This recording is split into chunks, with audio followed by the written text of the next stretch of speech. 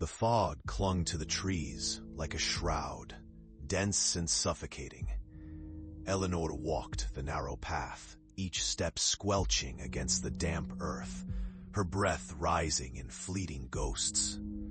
The air tasted of decay, thick with the scent of mildew and something more sinister, something lurking beneath the surface, waiting.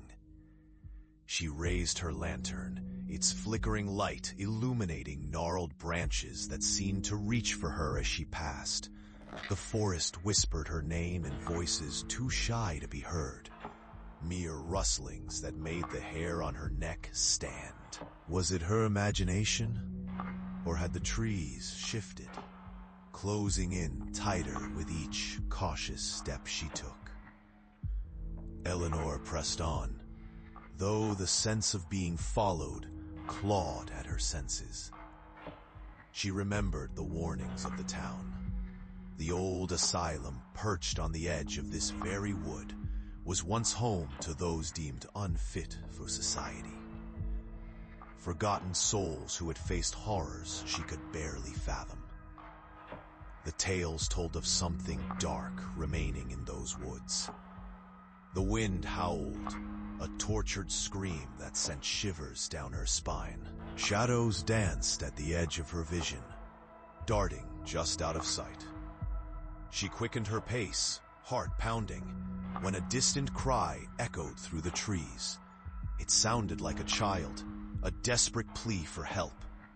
Against her better judgment, Eleanor's feet moved toward the sound, drawn like moths to flame. As she reached a small clearing, the lantern light revealed an old well, cracked stones enveloped by ivy. The cries now morphed into screams, wordless but filled with terror. Eleanor peered into the well. Darkness stared back, a hollow void, a home for nightmares. She felt a hand on her shoulder, cold and clammy. Frozen with dread, she turned slowly. Behind her stood a girl, features pale, eerily serene, mouth moving silently, trying to speak. The resemblance was uncanny. Eleanor's own face mirrored in the child's eyes, a haunting reflection of innocence lost.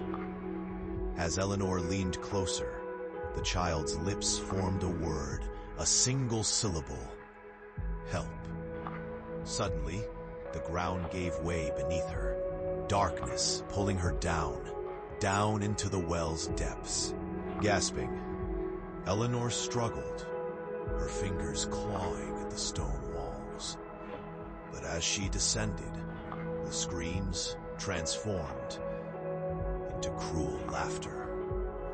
The darkness wrapped around her, suffocating, as she realized too late that she wasn't meant to save the child. She was the one being saved, a lost spirit, now claiming a new vessel. The warmth of sunlight faded, swallowed by an all-consuming black, and a new voice echoed from the well, repeating the name it now possessed: Eleanor. The forest stood silent above, the cries now part of its eternal dance. A new story added to the old, waiting for the next wanderer to hear its call.